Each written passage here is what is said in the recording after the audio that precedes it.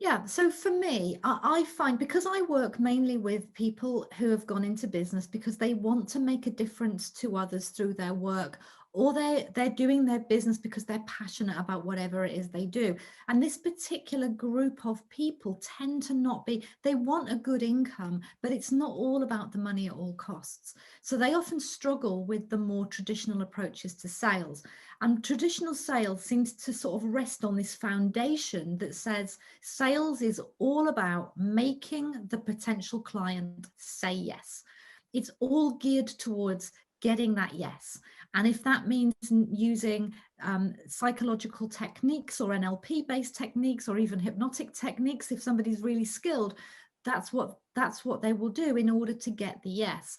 And for me, heart-centered sales is much more about coming from a place that says, I have something of value here that's going to make a true difference to you. Let's have a conversation and let's figure out between us whether this is going to be right for you or not. Now, it's not about being wishy-washy or fluffy. Hmm. It's still about, if you recognize that person will benefit from working with you, it's still about making a, really clearly articulating the difference you make and making a really clear recommendation, and even being a bit persuasive if you need to be, to make them, to get them to go ahead.